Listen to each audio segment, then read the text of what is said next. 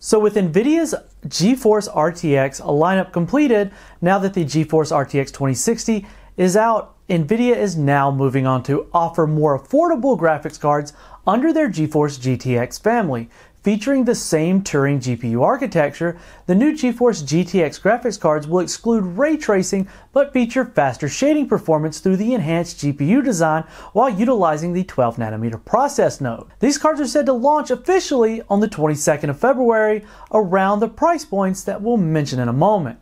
The custom models are likely to cost you a bit extra while giving you higher factory overclocks. The latest leaks are coming from video cards who have not only managed to track some online listings, but also got pictures of the first package of a custom design from the APAC AIB partner. The card in question is the Galax GeForce GTX 1660Ti, which is a custom model offering dual fan coolers and an OC capability.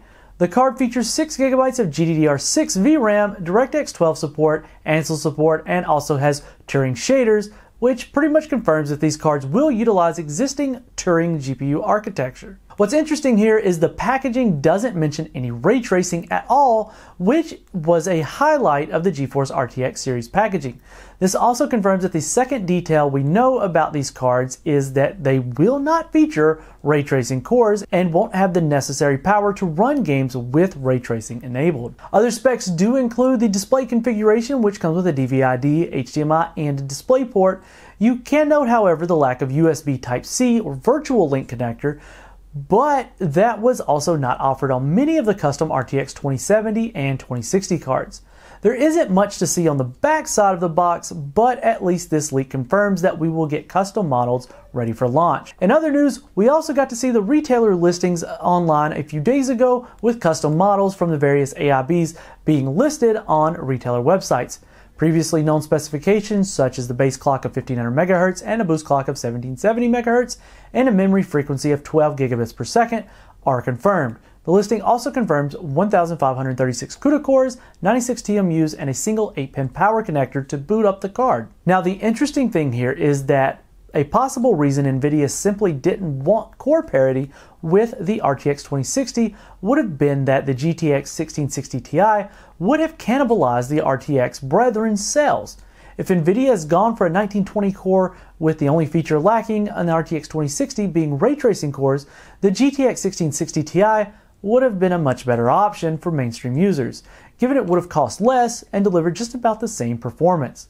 And with RTX still not being implemented in many titles, consumers would have ended up buying more of the GTX 1660 Ti cards, did I get that right number? 1660 Ti cards over the RTX 2060, and talking specifically about the shading performance, which will be the main technology and architecture feature that the GeForce GTX cards will carry. It looks like we're going to have an average of 50% improved shading performance per core compared to Pascal when the pipeline allows for it. Now this is not overall performance increase, but rather the rate at which Turing improves upon its predecessor in shader performance. Some leaks earlier showed 20 to 30% increase in performance over the GTX 1060, but we'll have to wait for more info to see the final performance results. The word from the Chinese sources is that the GeForce GTX 1660i, the fastest of the two TU116 variants, will be launching in February for a rough price of US $350. According to the translation, the GeForce GTX 1660 will be available a month later in March and would fall around the $250 to $300 US market. However, as with always, those prices are rough translations and could be subject to wild changes before it's actually launched. Now, at this point, we'd love to hear your thoughts on a non-RTX variant of the Turing architecture aimed at the more mainstream 1080p kind of crowd. So is that something you're looking forward to? I mean, we just had the Radeon 7 and we have word that Navi's delayed. Are you looking to pick one of these up, or are you just going to grab one of the last generation cards while they're on their heavy discount?